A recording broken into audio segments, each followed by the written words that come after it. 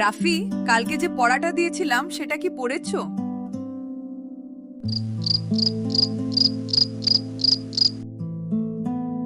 জি মা, পড়েছি। ভালো করে পড়েছো তো?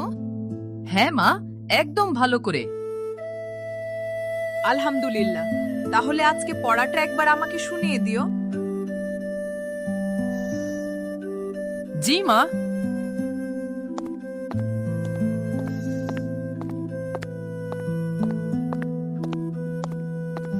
রাফি, কি করছিস? কিছু না, বসে আছি। কালকের পড়া করেছিস? না, আসলে করিনি। তাহলে আন্টিকে বললি পড়েছিস? হ্যাঁ, আসলে আমি ভয় পেয়েছিলাম। কিন্তু মিথ্যা বললে তো সমস্যা আরো বাড়বে। ভুল হলে সত্যি কথা বললেই তো হয়।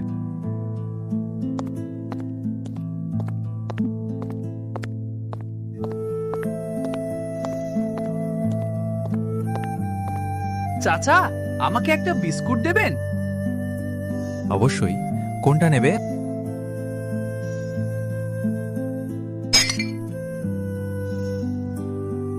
আরে, এটা কে ফেললো? আমি আমি ফেলিনি চাচা। আচ্ছা, ঠিক আছে, এই নাও। ধন্যবাদ চাচা।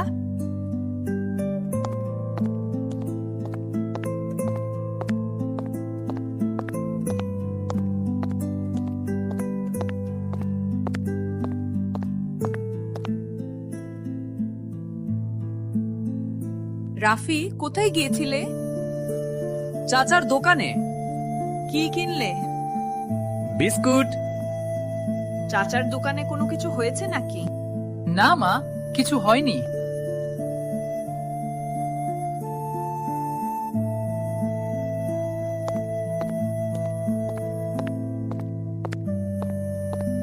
রাফি, তোমাকে একটা কথা জিজ্ঞেস করি।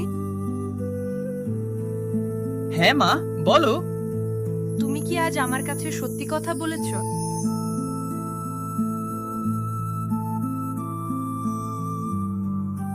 ভুল করলে মানুষ ভুল থেকেই শিখতে পারে, কিন্তু ভুল লুকাতে মিথ্যা বললে সমস্যাটা আরো বড় হয়। মা। হ্যাঁ, বলো।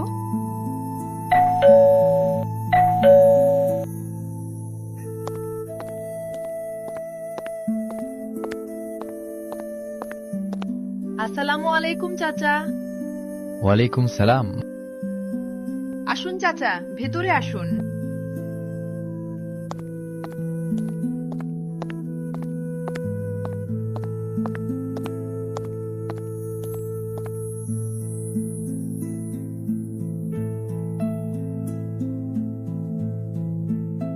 রাফি, আজ আমার দোকানে একটা জিনিস পড়ে ভেঙে গেছে। ঠিক কি হয়েছিল? রাফির হাত লেগে জিনিসটা পড়ে গিয়েছিল, কিন্তু ও হয়তো ভয় পেয়ে বলেছে যে ও করেনি।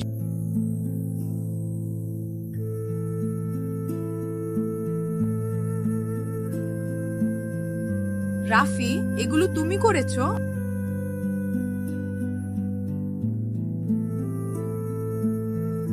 হ্যাঁ মা, আমি করেছি।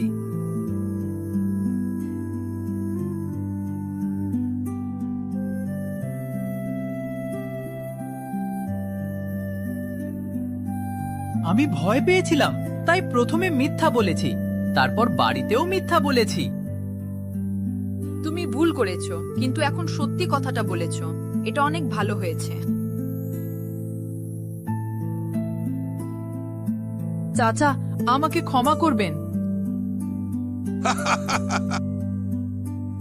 আমি তোমাকে ক্ষমা করে দিলাম, কিন্তু একটা কথা মনে রাখবে, সত্য কথা বললে মানুষ হয়তো কিছু সময়ের জন্য রাগ করতে পারে, কিন্তু পরে তোমার উপর বিশ্বাস করবে। আল্লাহ আমাদের সত্য কথা বলতে বলেছেন, তাই আমাদের সব সময় সত্য বলার চেষ্টা করতে হবে। মা, আমি বুঝেছি। আজ থেকে ভয় পেলেও মিথ্যা বলবো না। ভুল হলে সত্যি বলবে, ক্ষমা চাইবে আর ভুলটা ঠিক করার চেষ্টা করবে।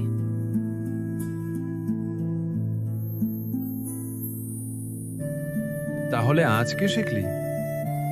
মিথ্যা দিয়ে ভুল লুকানো যায়, কিন্তু সত্যি থেকে পালানো যায় না।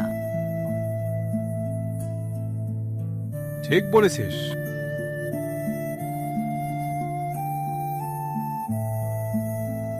প্রিয় বন্ধুরা, ভুল করা মানুষের স্বাভাবিক বিষয়, কিন্তু ভুল করে মিথ্যা না বলে সত্যি স্বীকার করা উচিত।